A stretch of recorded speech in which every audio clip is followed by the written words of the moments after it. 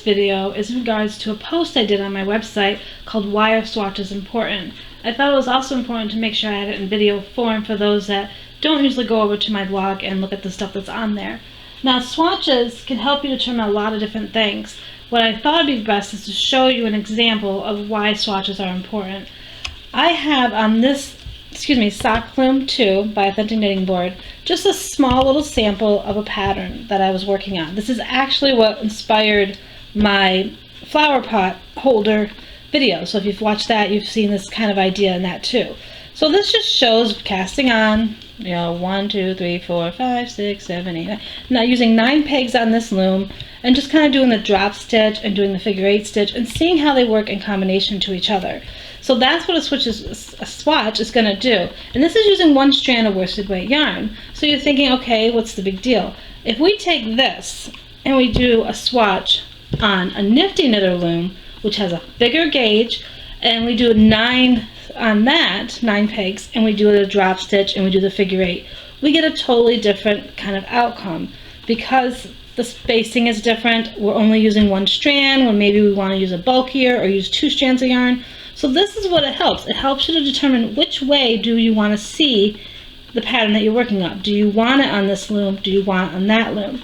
They allow you to see, the size of yarn that you'd want to do. They also provide you an opportunity to practice.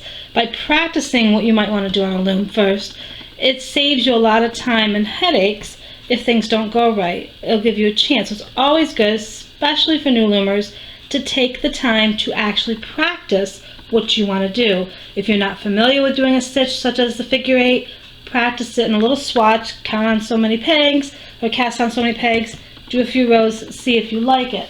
It's also, again, if you're trying to design something specifically, it's very important to plan it out a little bit ahead. If you jumped into a middle of, say, a baby blanket, and you wanted to suddenly put the first letter of their name on it, and you've never done that before, it can be very tricky, and it can make you really mad if it doesn't work out. If you do a swatch and try to practice it out, it gives you a feel for what you're going to be doing and whether or not it's going to work out the way you want.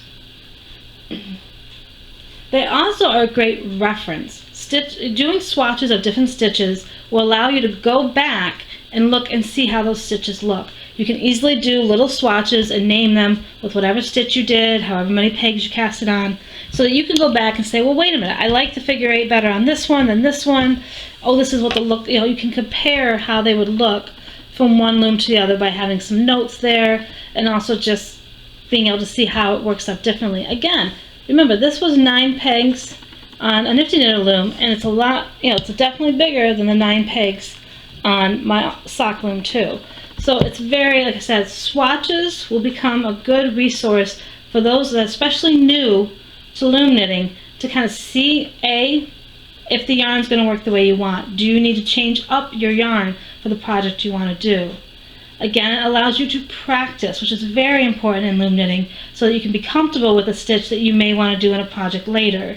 It also provides help in designing, because again, you're laying out the pattern and seeing whether or not it works. If I wouldn't have did a swatch of a combination of figure 8 and drop stitch on this, I may not have decided, well, let's see how that looks for a flower pot holder. And I'm like, this works better because it will stretch out and it'll give it a different look.